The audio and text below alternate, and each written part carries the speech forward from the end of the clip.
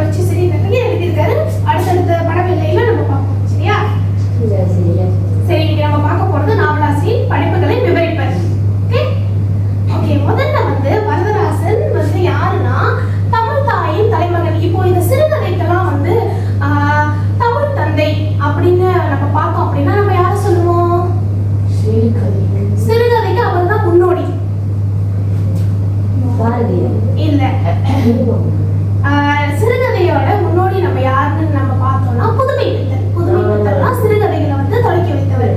ஓகேவா? அதே மாதிரி நாவலுக்கு ஒரு தனி சிறந்த மகுடத்தை கொடுத்ததுன்னா அது யாரு? அவரோட இலக்கிய பயணத்தை நம்ம பார்க்கலாம். முதல்ல வந்து இணையில்லா புகழ் பெற்ற பேரரசர். ஓகேவா? ஒரு 52 வயதுல அவர் எத்தனை நூல்களை படிச்சிருக்காரு? 85 நூல்களை படிச்சிருக்காரு. என்னென்ன நூல்களை படிச்சிருக்காரு?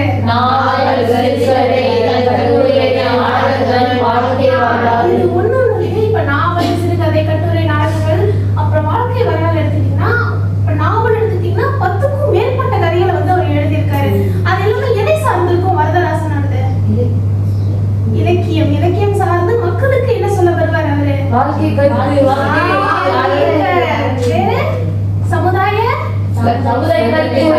கருத்து, சமுதாயத்துல நடக்கப்புறம் அவலங்களை பேசுவார். பெண்களுக்கான உரிமைகளை பத்தி பேசுவார். அடுத்தடுத்து பார்க்கலாம். சரி, நாவல்கள் அப்படின்னு பார்க்கும்பொழுது நான் தான் சொன்னேன் இல்லையா, மனித உணர்வுகளை வந்து படம் எடுத்து ஒரு அழகான அவரோட கைவண்ணத்துல வெளியான நாவல்கள்ல சிக்கமா இருக்கு. அதுல வந்து செந்தாமரை யாருக்காச்சும் கிடைச்சிச்சா? கிடைக்கலையா? சரி, பரவாயில்ல, படவில்லை.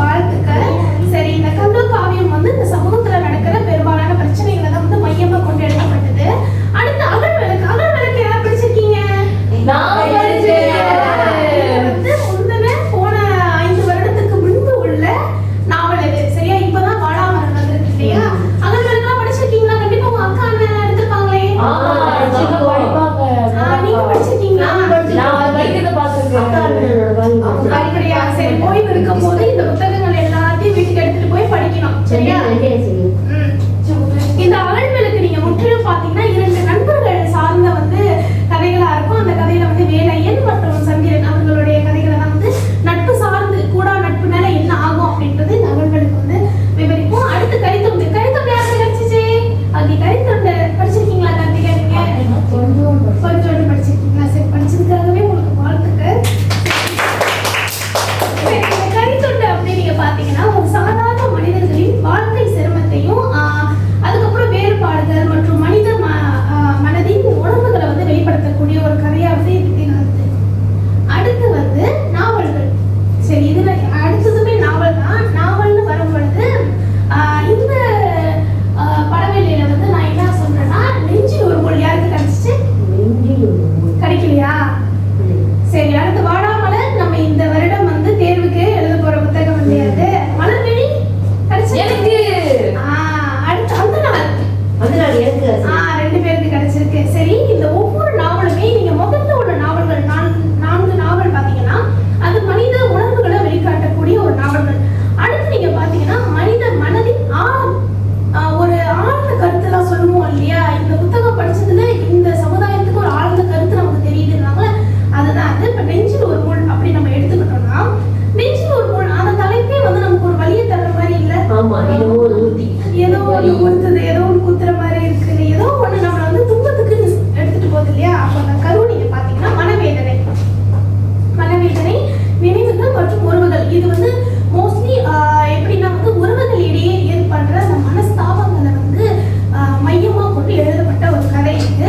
அதுக்கப்புறம் வாடாமலர். வாடாமலரோட கரு என்ன?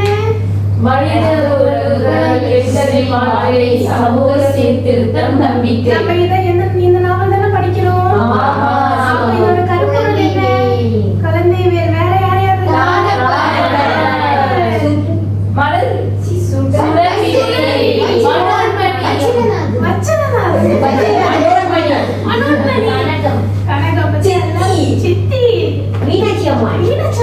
போய்கொண்டே இருக்கிறது கதாபாத்திரங்கள். சரி, அடுத்து மலர்விழி. மலர்விழி வந்து மலர் போன்ற விழி அல்லவா? அதனால அந்த கதைக்கு ஏற்ற மாதிரி, தலைப்புக்கு ஏற்ற மாதிரி இதுல வந்து அந்த பெண் வந்து அந்த குடும்பத்தை எப்படி வழிநடத்தலா அப்படின்ற மாதிரி இந்த கதை போகும். அன்பு, குடும்பம், சமூக மதிப்புகள். அடுத்து நீங்க பாத்தீங்கன்னா அந்த நாள்லாம் என்ன தோணுது? அந்த நாள்ல ஏதோ அங்க ஒரு சம்பவம் நடந்திருக்கும். அதை மையமா கொண்டு அந்த நாள்ல அவர் எழுதியிருக்காரு இல்லையா? அந்த நாளோட கரு நீங்க பாத்தீங்கன்னா வாழ்க்கை மாற்றங்கள், நினைவுகள். அதுக்கப்புறம் வந்து விளக்கம் அப்படின்னா ஒரு குறிப்பிட்ட நிகழ்வு மனித வாழ்க்கையில் ஏற்படுத்தும் தாக்கம். அதனால ஏதோ நடந்திருக்கு, அது சம்பந்தமா அந்த கதை போகுது. சரி, அடுத்து நம்ம பார்த்தோம் அப்படின்னா சிறுகதைகள். விடுதலையா யாருக்கு கிடைச்சிருக்கு? குரட்டை ஒலி. ஓகே. இந்த விடுதலையா மற்றும் குரட்டை ஒலி இது ரெண்டுமே வந்து அவருடைய சிறுகதைகள். இதுக்கு முன்ன வரைக்கும் நம்ம என்ன பார்த்தோம்? நாவல். இப்ப பார்க்கிறது சிறுகதை. ஓகே, சிறுகதை. சிறுகதையில மொத்தம் 2 இருக்கு. ஒன்று வந்து விடுதலை. விடுதலைனாலே நமக்கு அங்க தெரியுது சுதந்திரம் வேணும் அப்படி இல்லையா? சோ அதோட கரு வந்து சுதந்திரம், மனித உரிமை. கதை வந்து மனிதன் உண்மையான சுதந்திரத்தை எப்படி பெற வேண்டும் என்பதையும் சமூக கட்டுப்பாடுகளையும் பேசுகிறது. இதுதான் இந்த புத்தகத்தோட விளக்கம். அடுத்து குரட்டை ஒலி. குரட்டை ஒலி வந்து ஒரு நகைச்சுவையான ஒரு கதை. வரதராசன் எழுதிய ஒரே ஒரு நகைச்சுவை சார்ந்த சிறுகதைனா அது குரட்டை ஒலி மட்டும்தான். கண்டிப்பா நம்ம தூங்கும் போது என்ன குரட்டை விடுவோமா இல்லையா? சில பேர் விடுவாங்க. சரி, இப்ப நம்ம இந்த கதையில வந்து அன்றாட வாழ்க்கையில நடக்கும் சின்ன சின்ன சம்பவங்கள். இப்ப இந்த குரட்டை ஒலி அப்படிங்க பாத்தீங்கன்னா கொண்டாடமா சத்தம் வருமா வராதா? அதே மாதிரி நம்ம வாழ்க்கையில சின்ன சின்ன விஷயங்கள் என்னென்ன நடக்குதோ அது எப்படி பெருசா ஆகுது அப்படின்றத இந்த குரட்டை ஒலி நாவல் வந்து பிரதிபலிக்கும். சரியா? அடுத்து வந்து அவர் அடுத்து என்ன எழுதியிருக்காரு? கட்டுரை எழுதியிருக்காரு. என்ன கட்டுரை எழுதியிருக்காரு? இது ரெண்டுமே வந்து தமிழ் மொழி சார்ந்து, தமிழ் மொழி பற்று அவருக்கு நிறைய இருக்கிறதுனாலதான் இவ்வளோ படைப்புகளை படைத்திருக்காரு. அதுல என்ன? தமிழ் நெஞ்சம். படிங்க. என்ன இருக்கு? தமிழ் பண்பாடு, மொழியின் சிறப்பு மற்றும் தமிழர்களின் பண்பாட்டு அடையாளத்தை விளக்கும் கட்டுரை. அடுத்து மொழிப்பற்று, மொழி பாதுகாப்பு, விளக்கம், தாய்மொழியின் முக்கியத்துவம் தத்துவம் மற்றும் மொழியை வளர்க்க வேண்டிய அவசியத்தை எடுத்துரைக்கிறது. இது ஆசிரியருக்கு போதுமான தரவுகள் கிடைக்காதனால நிறைய ஆன்லைன்ல தான் இருக்கிறனால, இணையத்துல இருக்கிறதுனால உங்களுக்கு வகுப்பு முடிந்த பிறகு ஆசிரியர் உங்களுக்கு இன்னொரு நகல் எடுத்து நான் தரேன். சரி, அடுத்து கட்டுரைகள். கட்டுரைகள்ல அறிவின் ஏணிப்படிகள் அப்படின்னு நம்ம பார்க்கும் பொழுது கட்டுரைனா அவர் 2 எழுதியிருக்காரு. கட்டுரை ஆசிரியர் உங்களுக்கு என்ன கிடைச்சது? இலக்கிய ஆராய்ச்சி. இலக்கிய ஆராய்ச்சி. சரி, நன்றி. கட்டுரை பார்க்கும் பொழுது அதுல ஒரு 2 முக்கியமான விஷயங்களுக்கு முக்கியத்துவம் கொடுத்திருக்காரு. என்னன்னா, முதலாவது கல்வி, இரண்டாவது அறிவின் வளர்ச்சி. இப்போ இந்த கல்வியில மனிதர்களா இருக்கும்போது நமக்கு கல்வி எவ்வளவு முக்கியம்? ஏன்னா அடுத்த சமுதாயத்தை நம்ம வளர்க்கும் போது நமக்கு என்ன தேவைப்படுது? கல்வி. நம்ம சரியா இருந்தாதான் அடுத்த சமுதாயத்தை வழிநடத்த முடியும். சரி, இந்த கல்வின்னு பார்க்கும்போது அதோட கரு தலைப்பிலே இருக்கு. கல்வியின் முக்கியத்துவம் விளக்கம் அப்படின்னு பார்க்கும்போது கல்வி மனிதனை நல்ல சிந்தனை உள்ளவராக மாற்றும் சக்தி கொண்டது. அடுத்து அறிவின் வளர்ச்சி. அறிவின் வளர்ச்சின்னு பார்க்கும் பொழுது அதோட கரு கல்வி, அறிவு வளர்ச்சி. விளக்கம் மனித முன்னேற்றத்திற்கு கல்வியும் அறிவும் எவ்வளவு முக்கியம் என்பதை விளக்குகிறது. இதுதான் கல்வியோட வளர்ச்சி. இந்த 2 கட்டுரை தான் இவர் படைத்திருக்காரு. அடுத்து நாடகம். நாடகம் என்ன எழுதியிருக்காரு? கரு படிங்க, கதை படிங்க. சமூக சேவை, சமூக முன்னேற்றம் மற்றும் கல்வியின் முக்கியத்துவத்தை எடுத்து காட்டும் நாடகம். மனசாட்சி, நல்லொழுக்கம், மனசாட்சி. மனிதன் தன் செயல்களை மனசாட்சியுடன் சிந்திக்க வேண்டும் என்பதை வலியுறுத்துகிறது. சரி, முதல்ல என்ன பார்த்தோம்? முதல்ல என்ன படைப்பு? நாவல். நாவல் இல்லையா? இரண்டாவது சிறுகதை, மூன்றாவது கட்டுரை, நான்காவது நாடகம். சரி, நாடகத்துல மொத்தம் எத்தனை இருக்கு? 2. பச்சையப்பர் மனச்சான்று. பச்சையப்பர் எதை பத்தி?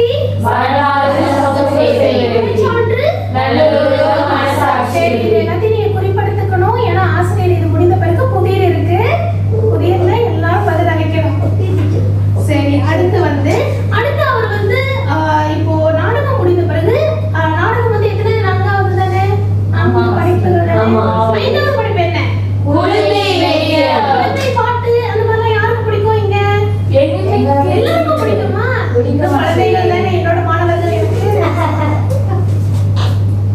சரி, அடுத்து குழந்தைகள் படைப்புன்னு பார்க்கும் பொழுது ஆசிரியர் என்ன எழுதியிருக்காங்க அப்படின்னா, குழந்தை பாடல்கள், கதைகள். ஓகேவா? இதோட கரு அப்படின்னு நம்ம பார்க்கும்போது குழந்தைகளோட நல்ல பழக்கமா இருக்கட்டும், எப்படி அறிவு வளர்ச்சியா இருக்கட்டும், எப்படி ஒழுக்கமா நடந்துக்கணும், சின்ன வயசுல இருந்து இதெல்லாம் கொண்டு வரணும் தானே குழந்தைகளுக்கு. சரி, இதோட விளக்கம்னு பார்க்கும் பொழுது நல்ல பண்பு, சிந்தனை திறன், அப்புறம் வாழ்க்கையில மரியாதையா இருக்கணும், மதிப்பு கொடுக்கணும், இது எல்லாமே சார்ந்துதான். அடுத்து வாழ்க்கை வரலாறு. இவர் சிறுகதை, நாவல், அதுக்கப்புறம் நாடகம், கட்டுரை இதெல்லாம் தவிர்த்து பெரிய அறிஞர்களுடைய வாழ்க்கை வரலாறை எழுதியிருக்காரு. யாரோட எழுதியிருக்காரு?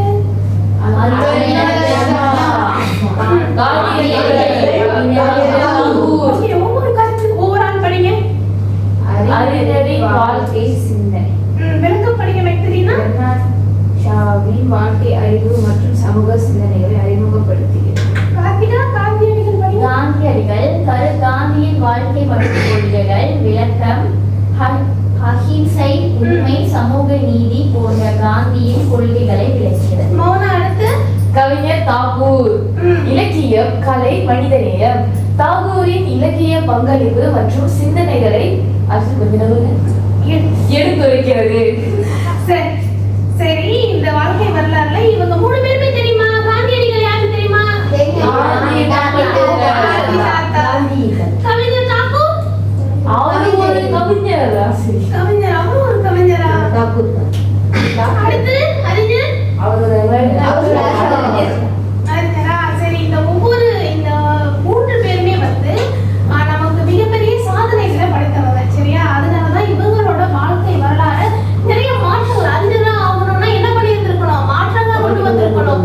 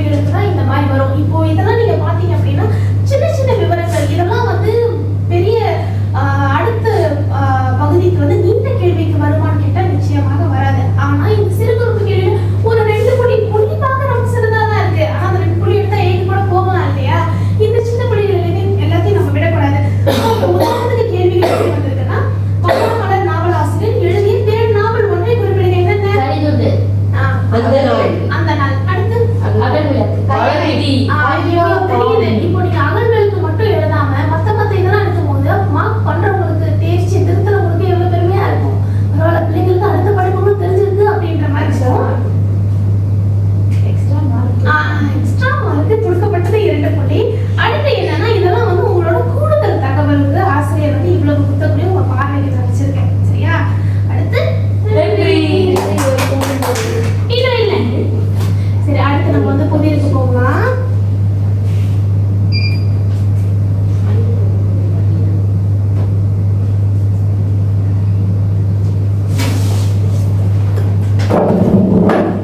சரி, அடுத்து புதிருக்கு போகலாம். சரி, முதல் கேள்வி பதில் சொல்லுங்க. இந்திய ஜனாதிபதியின் சாகித்ய விருதினை பெற்ற மூவரராசின் நாவல் எது?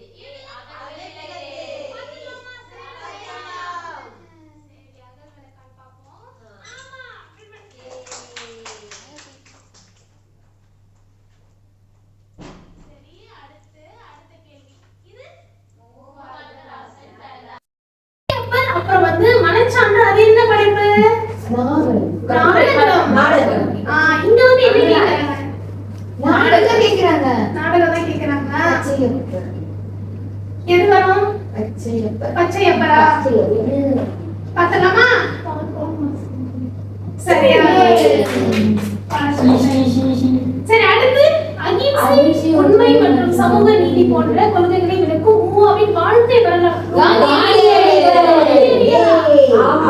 இல்லையே, டாக்கூர் தானே வரும்.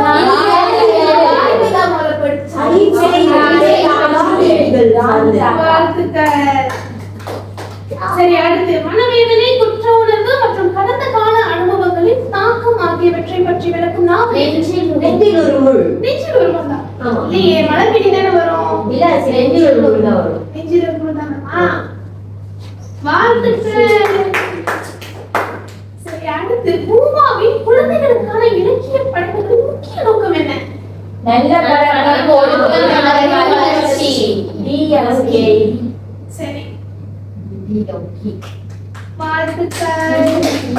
சரி, அடுத்து தமிழ் வளர்ச்சி கழகத்தின் பாராட்டு பெற்ற மொழிநூல் எந்த வகை இலக்கியத்தை சார்ந்தது?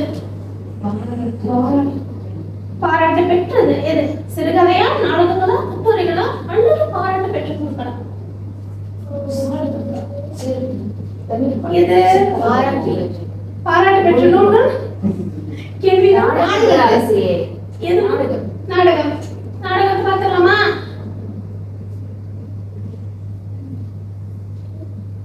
பாராட்டு பெற்ற வேதாசனம். சரி, வாழ்த்துக்கள். சமூகத்தில் காணப்படும் ஏழ்மை மற்றும் சாதன இது எது?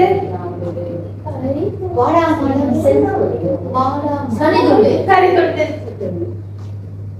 சரியான பதில். அடுத்து மூவாவின் எந்த வகை தமிழரின் பண்பாடு அடையாளத்தை விளக்குகிறது? மொழிபற்று. என்ன தமிழ்?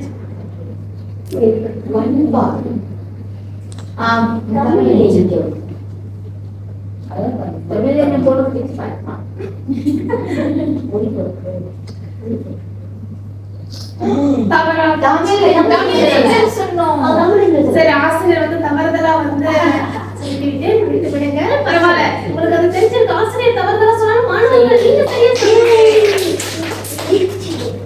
சரி, அடுத்து மனிதன் தனது செயல்களை சிந்தித்து செய்ய வேண்டும் என வலியுறுத்தும் மூவாவின் நாடகம் எது?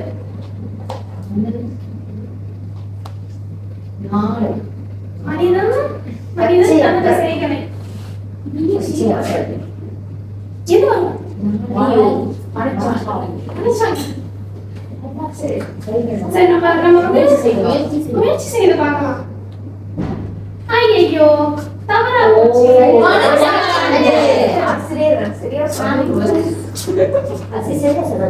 பெண்களின் சாதனை மற்றும் வேதனைகளை தாண்டிய நம்பிக்கை பற்றிய பேசும் மூவாவின் நாவல் எது? மலர்விழி.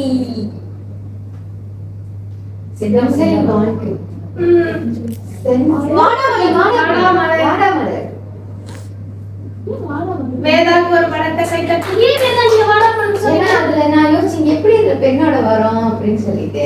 ஆனா அதுக்கு இல்ல படிக்கும் போது ஸ்லைட்ல இப்போ நம்ம வாழாமலர் படிக்கிறோம் இல்லையா, இந்த பெண்களுக்காக சார்ந்து வாழாமலர்ல எதாச்சும் சொல்லியிருக்காங்களா? சொல்லிருப்பாங்க கண்டிப்பா. மனம் யோசிச்சு பாருங்க. சுடரி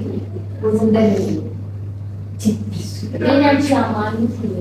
ஆமா, இது எல்லாத்தையும் சொன்னால அதாவது நீங்க வந்து புதர் கேள்விக்காக பார்க்கும் பொழுது அந்த கதையோட தலைப்பை சார்ந்து பதில வந்து தேடக்கூடாது. ஏன்னா அது வந்து அவரோட படைப்புக்கு வச்ச பெயர் இல்லையா, அதை சார்ந்து நீங்க வந்து கேள்விக்கு இது பெண்களும் இப்ப மலர்விழி தவறு பேர் தான் பண்ண.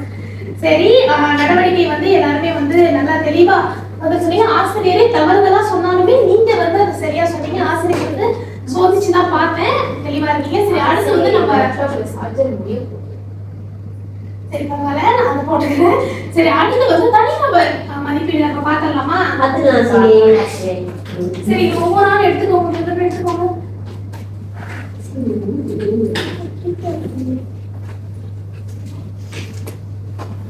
தெரியுமா?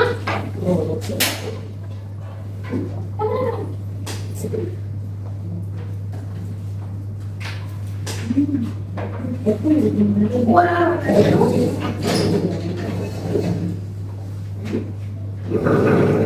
சரி, எல்லாம் எடுத்துட்டீங்களா?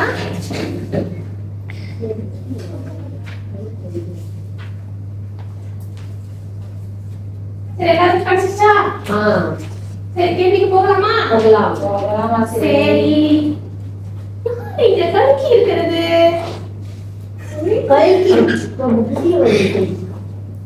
சரி, சரி, இன்னைக்கு வந்து பிரியங்கா தேவி அவர்கள் வந்து தாமதமா வந்ததால நம்ம பரவாயில்ல, நம்ம அடுத்த மாணவர்களை நம்ம கூப்பிடலாம். புதுமை பித்தன் யார் இருக்கிறது? சரி, எந்திரிக்க தாமரை. முதல் கேள்விக்கான பதில சொல்லுங்க. வரதராசன் மொத்தம் எத்தனை நூல்களை எழுதியுள்ளார்? 85 நூல்களை எழுதியிருக்கார். சரி, வாழ்த்துக்கள். இரண்டாவது யாரை கூப்பிடலாம்?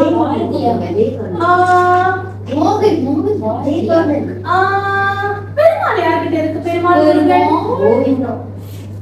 கார்த்திகா பதில் சொல்லுங்க. வரதராசனார் எழுதிய நூல்களை இந்திய ஜனாதிபதியின் சாகித்ய அகாடமி விருதினை பெற்ற நாவல் அகழ்விளக்கு. அகழ்விளக்கு, வாழ்த்துக்கள். சரி, அடுத்து யாரை கூப்பிடலாம்? ஜெயமோகன். வரதராசனார் எந்தெந்த உலக புகழ்பெற்ற தலைவர்கள் வாழ்க்கை வரலாறுகளை வரைபடத்தினூடாக எழுதியுள்ளார். எது எது? ஆசிரியர் 3 குறிப்பிட்ட கலைஞர் தகுர், அறிஞர் இவங்க 3 பேர். அடுத்து யாரு இருக்கா? அடுத்த ஆசிரியர் கவிஞர் பேரை கூப்பிடுவா. இந்த கவிஞர்களை நீங்களே எழுதிக்கிறீங்களா? ஜெயகாந்தன். சரி, நான்காவது கேள்வி. வரதராசர் எழுதிய பச்சையப்பர் மற்றும் மனச்சான்று ஆகிய 2 படைப்புகளும் எந்த இலக்கிய வகை சார்ந்தவை? நாடகம். சரி, இறுதி கேள்வி. அகழ்விளக்கு என்ற நாவல் எந்த உரிய விருதினை பெற்றது?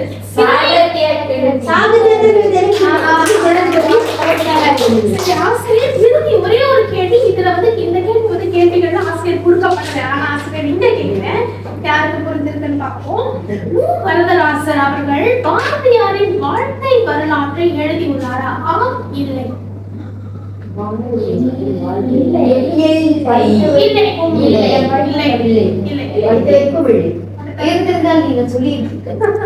சரி, வாழ்த்துக்கள்.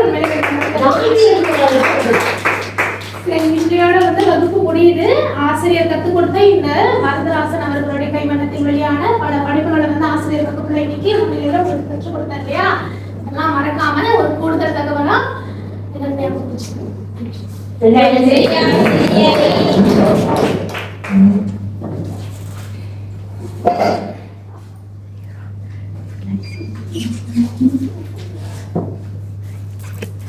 இப்போ நான் என்னோடது இன்னைக்கு வந்து எப்படின்னா பதட்டம்னு பார்த்தா இல்ல, நான் பதட்டம் அவ்வளவா ஆகல.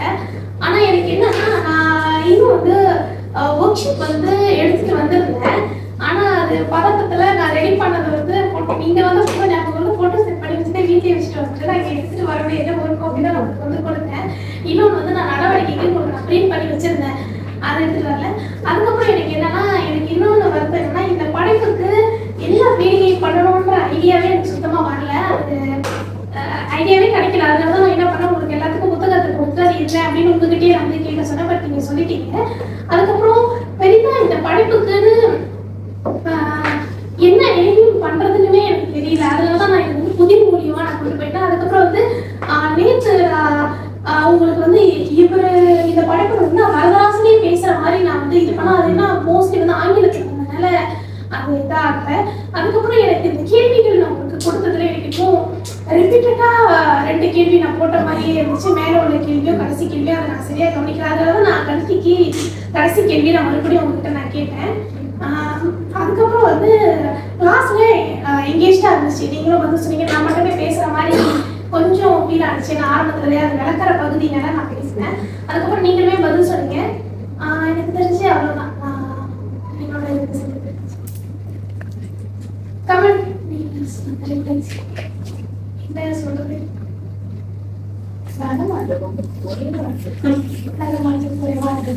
ஆசிரியரோட மொழிவளம் நல்லா சிறப்பா இருந்துச்சு. அப்புறம் ஆசிரியர் வந்து ரொம்ப ஃப்ரெண்ட்லியா இருந்தீங்க, ரொம்ப சிரிட்டு ரொம்ப சிட்டாக ஃப்ரெண்ட்லியா இருந்தீங்க.